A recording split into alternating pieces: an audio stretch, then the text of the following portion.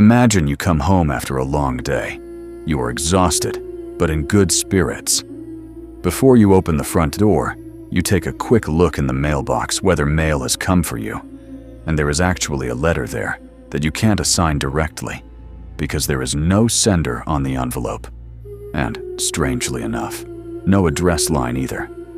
The envelope is simply completely empty, but you can feel that there is a piece of paper in it. You are surprised and take this letter with you to your apartment. You sit down with it at the kitchen table, carefully open the envelope, and pull out a folded sheet of paper. It is an anonymous letter that was typed with a computer or a typewriter. It says, "Dear Mr. Strobush, please take it. This warning is serious. You are in danger. I want to help you because I remember you as a very friendly and caring person. I can't just sit around twiddling my thumbs and later blame myself for not warning you about a person who was once very close to him wishes you death. I don't know if this person would really do something to him, but please be careful. As I understand it, the person could already be planning something. I'm sorry to worry you. As I said, please be careful. If I find out something concrete, I'll let you know." If you opened this letter at home, how would you react if I read it?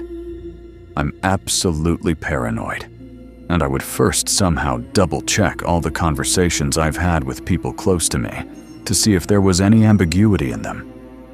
That means you would take the letter seriously. You wouldn't believe it was a joke. Definitely, I would take it seriously, and I think I would take it to the police relatively quickly just to have it checked for fingerprints or something. Yes, it's crazy, but this letter isn't just a made-up joke that someone wants to scare me with. No, a man named Philip Shue received a similar letter in 1999, and from that point on, he has to expect, with every step he takes, being ambushed and murdered. It's pure psychological terror, and I wonder how it is even possible to continue living your life with this knowledge. You have to be afraid every time you go outside. You have to constantly look over your shoulder when you are out in the dark. Who can you trust anymore? Those are the questions we want to talk about today. We want to tell you Philip's story and talk about what it's like to live in fear of your own murder. And with that, a warm welcome to a new episode of the True Crime Story with Mr. Dread. And we are in today's Boerne, which is a small town in the south of Texas where around 20,000 people live. Boerne is about half an hour by car from San Antonio, a former border settlement in the Wild West, and today a colorful city of millions. Like many other people, Philip and his wife Tracy enjoy living here in the manageable, quiet Boerne, and at the same time, having the possibility of the metropolis on their doorstep. And Philip lives here, and they feel very comfortable, and as a couple, they are also very happy together. Of course, that's not always perfect because everyone has their construction sites and moments, but which relationship is perfect? Tracy and Philip have already been through a lot together. They love each other and want to stay together for the rest of their lives. Everything could be so beautiful if there wasn't something on the horizon. If the impending unhappiness wasn't already brewing like a thick storm cloud, the misfortune was hovering over the couple with all its might in May 1999, when Philip received the letter that changed everything. He was in his early 50s. Tracy was in his mid-40s. They met years earlier in 1988, when Tracy was working as a nurse for the Air Force. She was transferred to the Air Force Base in Florida, where a friendly, talented doctor named Philip introduced himself to her, and one thing led to another. But it wasn't all that simple, at least not from Philip's point of view, because at the time they met, he was going through a difficult divorce. Philip doesn't talk much about his first wife or with anyone else.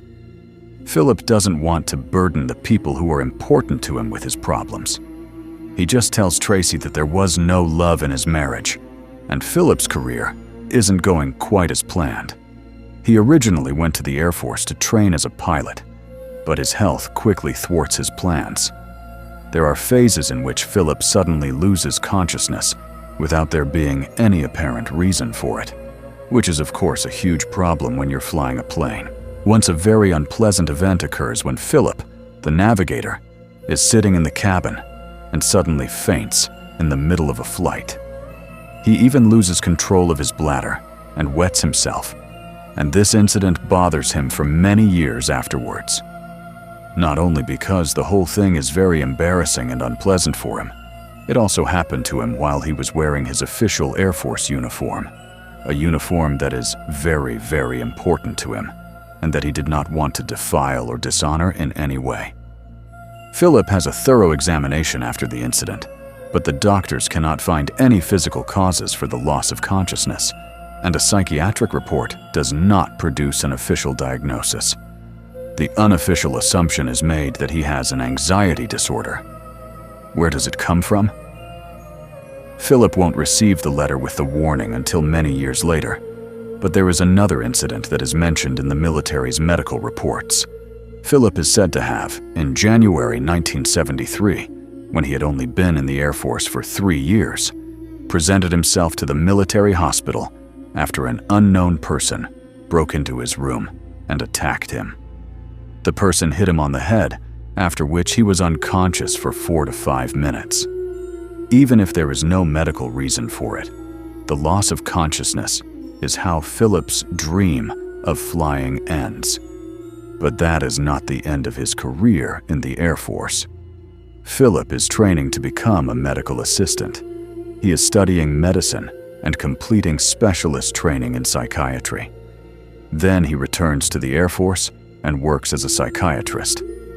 At the point when he married his girlfriend Nancy, as CBS News reports, the two are said to have entered into marriage not out of love, but for a very pragmatic reason, because she was pregnant by Philip, and the two then had a baby, a son. And even if Philip somehow imagined everything differently, he still does everything to make this relationship work, which unfortunately, it doesn't. Philip and Nancy were married for 20 years. Their marriage ended in a heated argument in court in 1992. As a settlement, Nancy receives 2 life insurance policies on Philip's life worth $1 million, which means that if Philip dies, Nancy gets all the money. That's the deal. Today, no one can really understand how this legal agreement came about. Many of our sources express their astonishment at how it could come to this. 2 people separate in an argument, and one person then has the insurance of the other person's life. This is predestined for a drama. Philip also recognizes this, and therefore demands that Nancy cancel this insurance a few years later. But unsurprisingly, she refused, saying she couldn't afford to cancel it. Philip also tried to do so directly with the 2 companies with which he had taken out the policies, but neither of the 2 insurance companies could help him. She is the owner of the contracts, and only she can terminate them. But there is a glimmer of hope for Philip, and that is Tracy. She stands by his side and supports him. In 1993, a year after his divorce, and about 5 years after they met, Philip and Tracy decide to get married. In a 48 Hours documentary, Tracy remembers the moment she met Philip. She said that she had never met anyone who had as much passion for life as he did. Philip was someone who enjoyed the simple things. He just had to enter the room, and it would brighten up. He brings joy into Tracy's life and just makes her happy. The joy of being together is also mutual. Philip seems to enjoy his new everyday life with Tracy much more than with Nancy. He seems happy and relieved about this new chapter in his life. In 1998, Philip is transferred to the Air Force Base in San Antonio. However, Tracy and he decide not to move to the bustling city, but to buy a house in nearby Bernie, and this brings things full circle. Parallel to his work as a psychiatrist, Philip is looking forward to studying aerospace medicine. He has plans for a life together with Tracy, and doesn't think the thought of becoming a doctor is that bad. On the contrary, he thinks that looking older will only give him more credibility as a psychiatrist if it weren't for that metaphorical storm cloud that we talked about earlier. In May 1999, Tracy and Philip were still new to Bernie when he finally received the letter that changed everything. We even have the original letter and would like to read the lines aloud briefly so that you can hear the warning exactly as Philip heard it that day. We have, of course, translated the text from English. Dear Doctor, Shue, please read this letter. Maybe you are in danger. I am writing to you because I remember you as a kind and caring doctor. I can't just sit around and do nothing while I know what I know. I'll try to keep it short so you'll be sure to read the letter.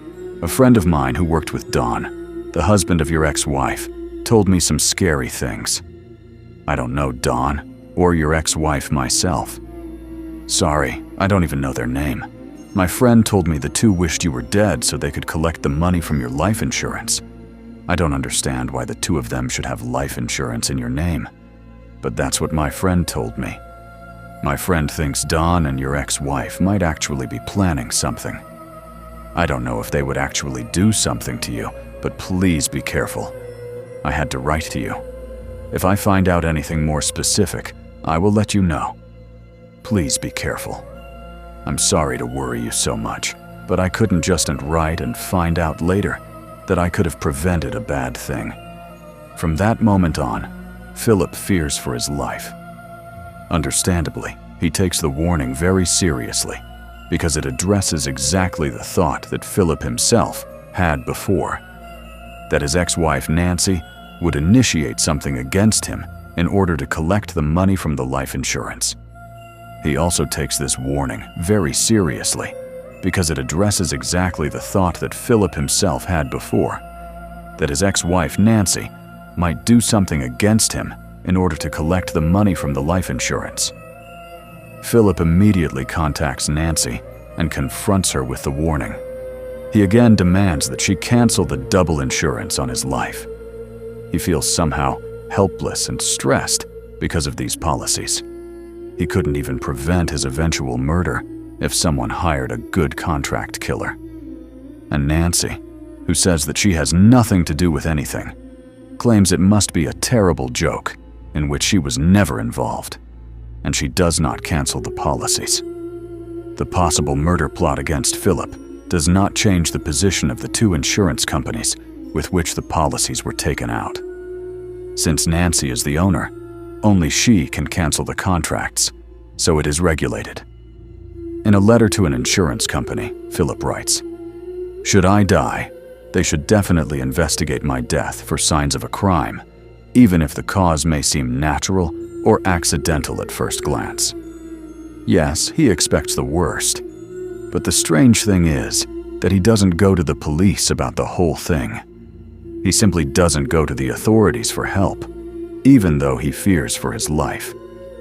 Why he keeps the threat to himself is unfortunately not known later, but will be a reason for speculation. So we'll come back to this point. The stress is starting to take its toll on Philip. He already has a history of anxiety, even if he was never officially diagnosed with anything. Tracy met Philip as a happy, healthy man who loves life. But with the letter, everything changes, and Philip slips into a serious depression, which is also accompanied by his first panic attacks. He suffers a panic attack in June 1999, a month after receiving the letter. Philip is sitting in the library writing his final thesis for his aerospace medicine degree. He has almost finished it.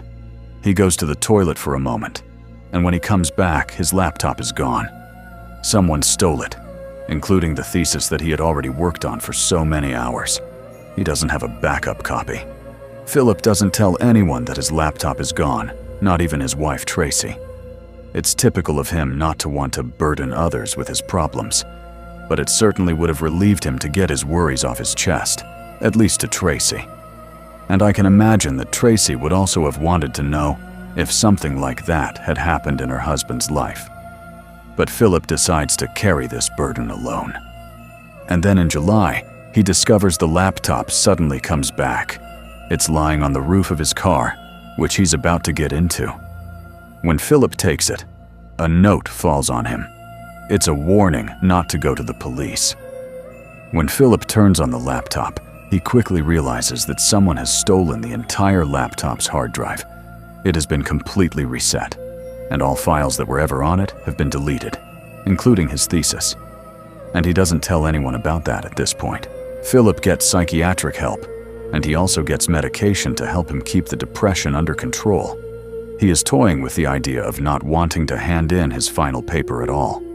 He then decides to rewrite it completely again. But then a strange incident occurs during the final exam. It is a multiple-choice test, and Philip, who is always considered a good student, scores 0 points on this test. It is a result that surprises everyone, because even if you have no plan for the exam and simply tick something, the probability is quite high that you will accidentally get at least a few answers correct. 0 points therefore mean, conversely, that Philip most likely intentionally answered all the questions incorrectly. But no one can really explain why.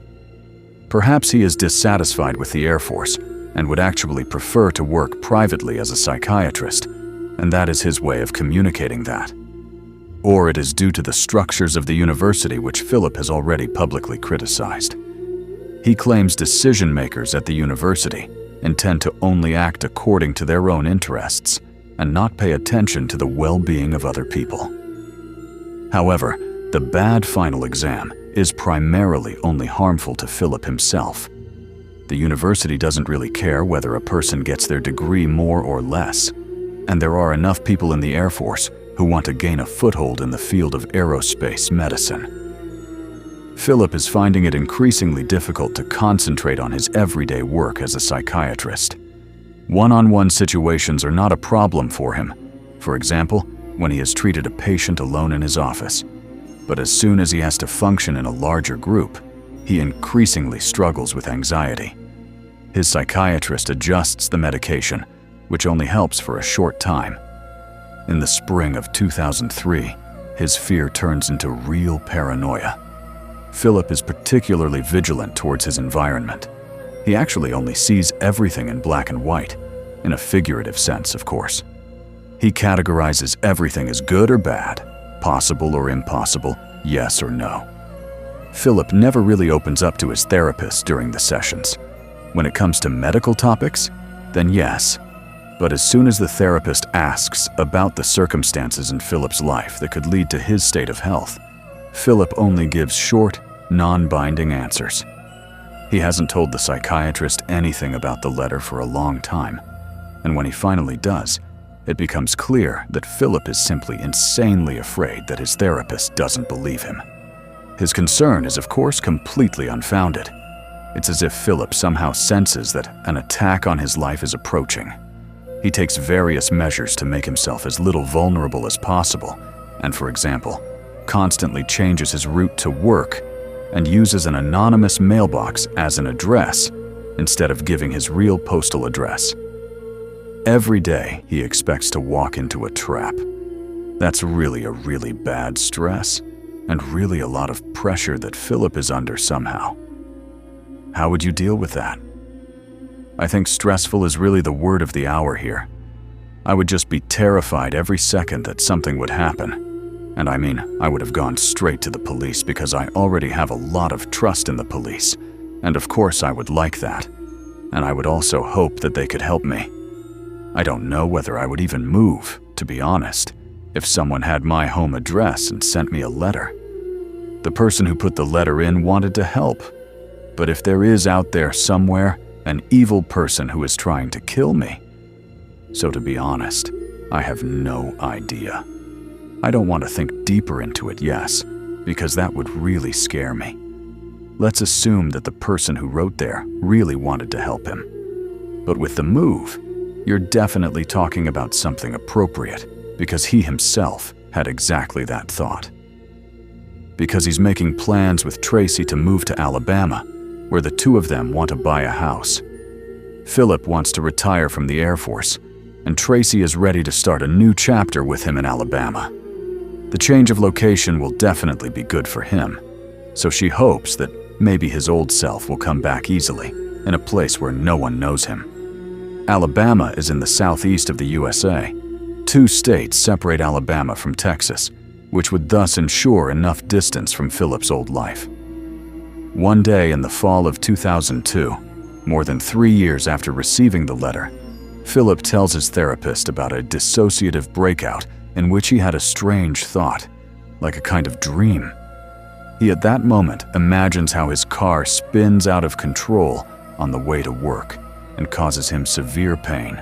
Philip has always been very afraid of losing control while wearing his uniform. His vision now plays into this panic. Time passes and nothing happens. But Philip can't let go of the fear. It draws 2 real pictures in his head. It has long since become his reality. Living a carefree, happy life with Tracy is simply no longer possible for him. At least, not like it used to be before the letter. Maybe Philip simply had an inkling that disaster is imminent. There's no reason why he can know what will happen. But there doesn't always have to be a logical explanation for everything. Philip is preparing for his death without knowing when and how it will occur. April 11th, 2003, so 4 years after the letter, he changes his will. Tracy is still supposed to be the first heir, but he takes out his adult son as the second beneficiary. If Tracy dies after Philip, then the money should not go to the son, but to Tracy's sister. Philip doesn't trust his son to handle the money well. The son is in a difficult marriage, and Philip doesn't want his son to spend all the money on a divorce war. Philip somehow lives in a bizarre parallel world. On the one hand, he is constantly dealing with being murdered very soon because he is convinced that it will happen the same way. On the other hand, he makes plans with Tracy for a new life in Alabama. After a long search, the 2 of them finally found their dream house, and at the beginning of April 2003, they signed the purchase contract. On the 15th of April 2003, 4 days after he changed his will, Philip has a session with his psychiatrist, which goes well. He takes clothes to the cleaners and picks up his lawnmower from the workshop. And on that day, Philip and Tracy make the first down payment on their new house. The day before, Philip had to complete a stress test at the doctor, for which his chest was shaved so that the measuring devices could then be properly attached. The skin there is still a bit irritated, which is why Tracy applied an anesthetic ointment to it in the evening, which Philip has, by the way, self-prescribed. If you now have the feeling that we are counting down a kind of countdown here, then you are exactly right, because these are the last hours that Philip spends before the thing that Philip is so afraid of happens, the misfortune that he has been waiting for the past 4 years. The morning of April 16th, 2003, begins like any other day. Tracy and Philip lie in bed and drink a cup of coffee. It's their way of starting the day comfortably, even if it means that they both have to wake up early. In fact, Philip always leaves at 6:30 a.m., but he wants to leave the house an hour early to go to work today so that he can do some paperwork. So it's just after 5 a.m. when the 2 of them are sitting in bed with their steaming coffee cups and talking about their new house. Around 5:30 a.m., Philip sets off for work. He kisses Tracy and says, "See you later." So, we'll see each other later. Then he drives away in the car. A completely normal day begins for Tracy, and she doesn't hear anything from Philip, but she doesn't think anything of it either. She knows that he always has a lot to do at work. Later, they would have dinner together and tell each other about their day like they always do. But then, everything turns out completely differently. Around 3:30 in the afternoon, the doorbell rings, and when Tracy opens it, it's not Philip, who had come home early. No, in front of her house, the local sheriff is standing, accompanied by the pastor. The men look at her very gravely, and Tracy knows straight away that years later, she will remember this moment. She braces herself and gets ready for what she is about to hear. The terrible realization forms in her mind because she learns that Philip is dead. It takes a while until Tracy can think clearly. Then she wants to know what exactly happened, and the sheriff says Philip drove the car off the road and crashed into a group of trees with full force. The car was completely crushed on the driver's side, causing Philip to suffer such a severe head injury that he died immediately. There was no chance of seeing him again. But that's not yet everything, because when Philip was found in his car, his wrists and ankles were bound with adhesive tape, the ends of which hung loosely for a few centimeters on the sides. However, the tape was not fastened in such a way that the hands and feet were tied. No, each hand and ankle was individually wrapped with adhesive tape. In addition to the fact that Philip's t-shirt had been slit open from the chest to the belly button, and slit, not torn open, there was a cut about 15 centimeters long on his chest, lengthways across his stomach. The t-shirt was bloody from the chest down, but not on the shoulders. Both nipples were removed with a sharp object, and the tip of his left little finger was missing. It quickly becomes clear that Philip's death is no ordinary accident.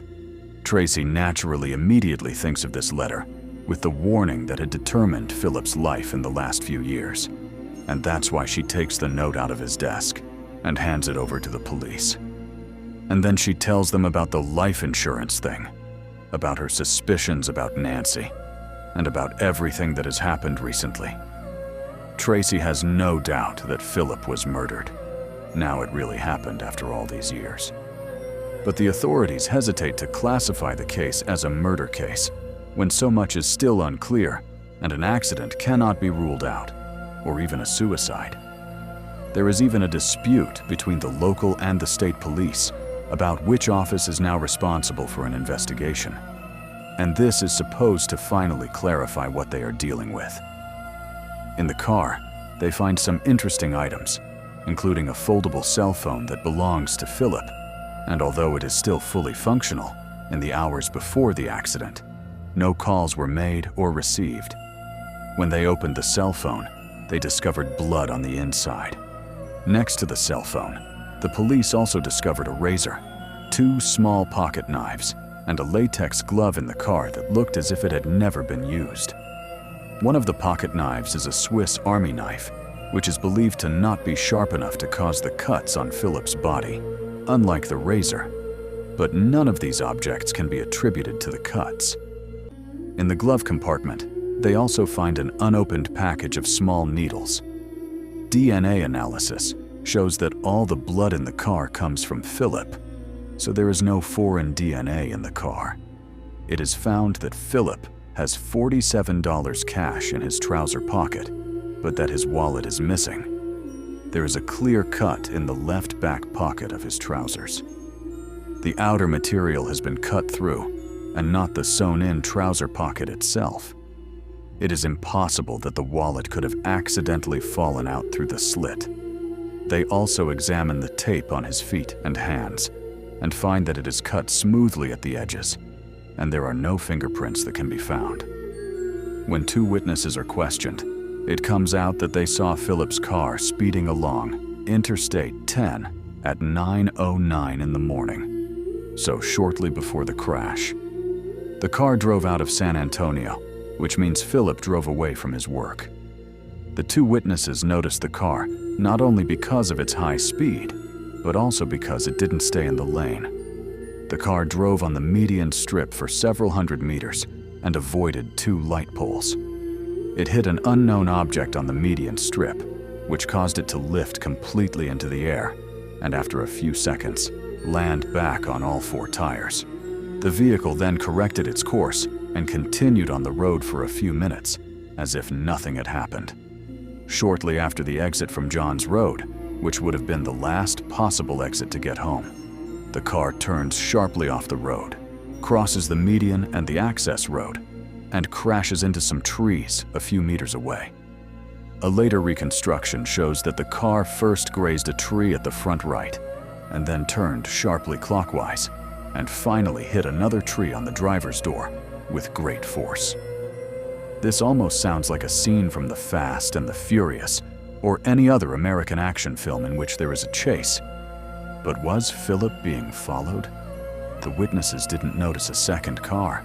A police car just happened to be on the street with its blue lights flashing because a police officer was helping a motorcyclist who had an accident. And the two of them also noticed Philip's car, but there was no chase. None of the witnesses saw Philip's brake lights flashing. See, that means Philip didn't brake once during the whole trip. The police asked Philip's place of work if he was there in the morning, but no one saw him. So it's unclear where Philip was between 5:30 a.m. and 8:14 a.m. So the whole time between leaving the house and the fatal explosion. One day after Philip's death, the forensic medicine completes the autopsy. The examination reveals severe head and brain injuries, several displaced skull fractures, and numerous lacerations on the brain and on both sides of the face. The forensic medicine can determine that there are no wounds that indicate a fight. What is striking is that no traces of an antidepressant were found in his blood, but they should have been there because this antidepressant was only recently prescribed to Philip to make him feel better. So he must have stopped taking it without anyone telling him about it. To tell the story, a week before his death, it takes 7 days for the body to completely break down the residue of the drug. The report ends with the knowledge that Philip took his own life.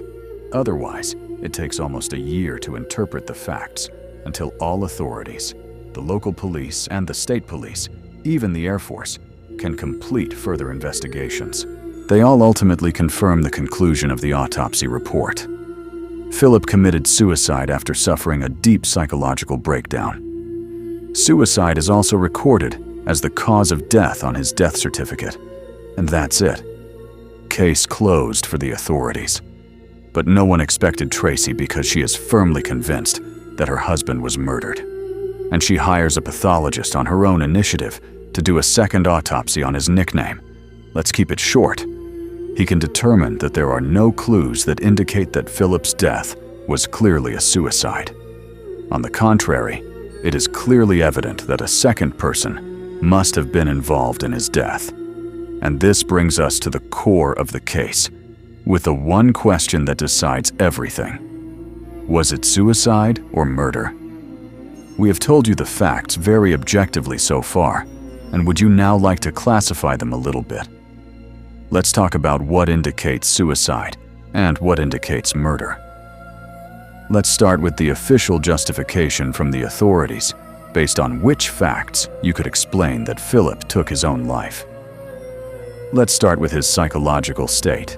He has been shown to have struggled with severe panic attacks and anxiety. The fact that he stopped taking his antidepressant may have exacerbated this condition. It is possible that Philip killed himself due to an uncontrolled panic attack.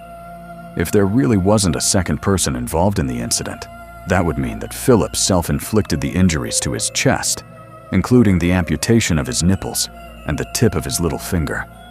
A substance called lidocaine was found in Philip's blood, which comes from the anesthetic ointment that Tracy massaged on his chest the evening before so that he could numb his chest. This can be interpreted as a preparatory measure for his planned mutilation. But now comes the big beauty. The second autopsy report states that the lidocaine cannot be traced back to the cream. The cream is not present in the blood. It should actually be there. So it is possible that Philip injected himself into the bitubulae because of his job. He also has easy access to medication, but the second one comes. But there is no one on his where the syringe is attached. However, it is possible that he first injected the anesthetic directly into his nipple in order to then cut it off, and now it comes again. But since there is no cutting instrument that can be assigned to the cut, one could therefore conclude that Philip himself inflicted the injury outside the car. Perhaps he had a lot more in front of the razor blade. The knives and the needles could indicate that the adhesive tape is still quite smooth on the sides, which means it was not torn with force, but was cut off. Philip should have been tied up correctly, so that his hands and feet were tied together with it. Then he would have pulled on it, and the fibers would have stretched apart. But could he have attached the tape to himself? Who knows what he might have intended with it? It wouldn't be a kidnapper at all. It makes sense to wrap each joint individually in such a complicated way.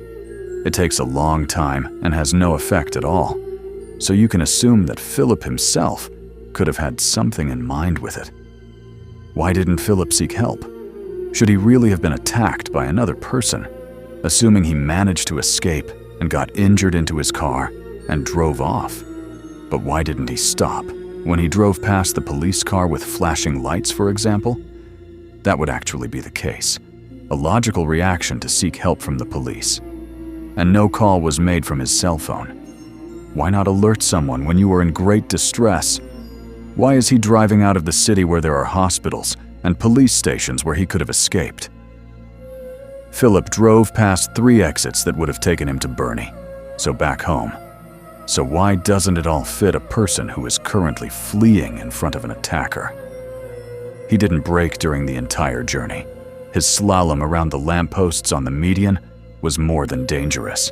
He could have had a fatal accident.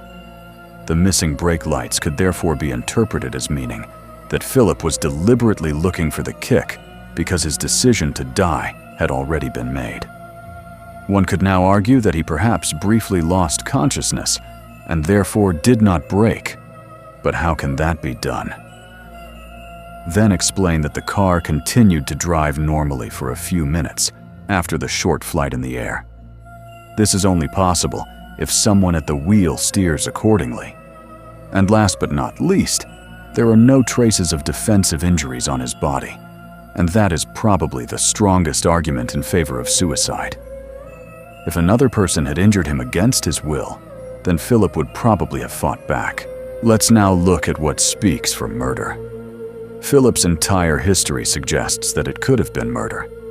Someone had his life out for him and was clearly warned by letter that there is a person who benefits from Philip's death, his ex-wife Nancy, so she could quickly be declared the main suspect in a murder investigation. She would have a motive, and there is the letter that points to her as a potential perpetrator. But it was never possible to determine who wrote the letter to Philip. Some sources doubt its authenticity. There are no fingerprints on the tape. If Philip had put the tape on himself, then his prints could actually be found on it, unless he was wearing gloves. But there were none. So gloves, at least except for the unused latex glove found in the car. Why should he have bothered with the gloves if he was planning to kill himself? It's quite possible that a second person with gloves put the band around Philip. But why didn't he have him with it properly tied, but rather placed it individually around each hand and ankle, so that Philip still had full freedom of movement? So you can see that it's quite logical that the lidocaine levels in Philip's blood are not high enough for him to completely anesthetize Philip's chest. If he injected the anesthetic himself to reduce the pain during the amputation, then, as a qualified doctor, he would have chosen the right dose, so the cuts in his body could be understood as torture by a second person. The original report states that Philip had the car on purpose steered off the road. However, in truth, the 2 eyewitnesses never said the word intentionally. They only stated that the car abruptly left the road, and there were no brake lights visible. How can one judge from the outside whether something is intentional or not? It is possible that Philip was no longer able to control the car due to his injury, and that his death was actually an accident, a tragic accident while fleeing from the person who tortured him. It also fits that there is blood on the inside of the car. Cell phones were found, so maybe Philip tried to make a call after all without it going through. The wallet found means that Philip was robbed. As you could see from the fabric of the pants, the bag was only slashed on the outer layer, so someone probably did it from above, simply reached into his pocket. Why the $47 cash was still in Philip's trouser pocket remains to be explained. The fact that no weapon was found in the car that could be responsible for the injury could be understood to mean that the perpetrator disposed of it elsewhere after the attack. No trace of himself would also be due to the fact that the adhesive tape was applied with gloves. The perpetrator was therefore prepared and knew how to cover his tracks. Philip was looking forward to the future, which confirms Tracy, who had just bought a new house in Alabama. Philip was about to retire from the military and had received confirmation for a donation program in their psychiatric hospital. So Philip had plans for his life. Someone who is looking forward to the future and is about to start a new chapter in his life makes Tracy sure that neither she nor Philip's psychiatrist showed any signs of severe depression or suicidal thoughts at the time of his death. However, you can never tell from the outside what someone really looks like, so all of that speaks for itself. Murder. But if Philip was really killed, who could be behind it? Of course, all paths lead to a person we have already mentioned several times, his ex-wife, Nancy. Both Nancy and her husband have an alibi for the time of the crime. They were at work in Florida, quite far away by car. It takes about 20 hours from San Antonio to Florida, which of course doesn't mean they couldn't have hired a hitman. Nancy claims that Philip and Tracy forged the warm letter to draw suspicion on her, but she rejects this. She decides to take a lie detector test, and that's how she gets away with Philip's death being officially classified as a suicide and not a murder, which means there were no murder investigations in which she could have been forced to take such a test. But Tracy doesn't give up. For 6 months after Philip's death, she files a civil lawsuit to prevent Nancy from getting the $1 million from the life insurance. Tracy not only sues Nancy, but also the 2 insurance companies who had refused to cancel the 2 policies. Tracy argues that the companies were aware of the threat to her husband's life and therefore had the legal obligation to terminate the contracts immediately. During the interrogation, Nancy refuses to answer the questions of Tracy's lawyers. She exercises her right under the 5th Amendment to the Constitution of the United States more than 20 times, refusing to answer on the grounds that she could incriminate herself, no matter what she says. In the end, Nancy comes through, collects the $1 million, and the 2 insurance companies are also given justice. They did nothing wrong and adhered to their data protection rules. Tracy is also registered as a beneficiary of one of Philip's life insurance policies, so she also receives a large sum of $1.8 million. 2 years after Philip's death, another report appears. This time, the document comes from his former employer, in which the military carries out a so-called psychological autopsy, rearranging all the details again. The report concludes that Philip was depressed, irrational, and paranoid in the months before his death. The wounds on his body were as bizarre as his actions in the past, starting with the fact that he never contacted the police about the warning letters, right up to the final exam in aerospace medicine, in which he probably scored 0 points.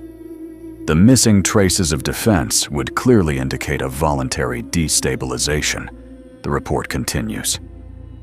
If the attacker had such strong control over Philip, that would have been necessary to cut off his nipples with smooth, precise cuts. How could Philip have arrived without being bruised? Furthermore, it is very unlikely that he could have lost consciousness during the car ride. The wounds on his chest would not have bled heavily enough for the blood loss to cause him to faint, so the report also rules out an accident as the cause of death, although in the past, people have simply lost consciousness. The bottom line is that the report states that Philip's death can be classified as suicide. This statement is, of course, a bitter setback for Tracy, who is fighting for Philip's death to be recognized as a murder and investigated accordingly. But there are some voices that are very critical of the military's psychological autopsy. They claim that the report is full of conclusions and assumptions, but contains no scientific evidence that clearly proves that Philip committed suicide. Additionally, the 2 witnesses who saw the car apparently were never contacted by the military to prepare the report. In any case, Tracy doesn't let the report take the wind out of her sails. She continues to fight for Philip. She was encouraged to classify the death as murder by one of the investigators who investigated the case back in 2008. A judge from Texas decided in June 2008 that Philip was murdered. but a single judge can simply decide that. The authorities and the Air Force at least simply refuse to follow the verdict. In 2009, an attorney general decides that Philip's death certificate does not need to be changed, even if the judge from Texas ruled that it was murder. So the official cause of death remains suicide, and that is the reason why there was never a murder investigation in the whole case. So to this day, there is a 54-year-old man who lives with the constant fear of being murdered. If someone really killed Philip, then he committed a murder that was close to perfect, a murder that no one solves because it was officially ruled as no such thing. What do you think? Do you think it was murder, or does suicide seem like the right verdict to you? A point that I honestly can't quite get out of my head is this vision that he had almost half a year before it actually happened. I'm having a hard time because, to be honest, if, in no case that we've discussed recently, all the clues go in different directions like here, but it's kind of hard for me to combine this vision with what actually happened. I'm just completely confused. So, how do you see that? What do you say to me about it? Or not? Has he already prepared something? Or something? So you mean about the vision? You can't imagine that he committed suicide because that's how I feel. For example. So for me, this vision that he had, the fact that he had basically seen this car accident beforehand, speaks to me. But of course, in connection with the letter, it is more like a murder. So I think a lot of things about the case, as you also say, are not at all fitting together. But also, this injury that he had to suffer doesn't speak for suicide in my opinion. We've said it before, very important. You can't look into a person. Someone can look into your face every day, laugh, and things can still be really bad for him. He can still be totally depressed, and we don't see it. But we got to know Philip a little bit today in this case or in this episode.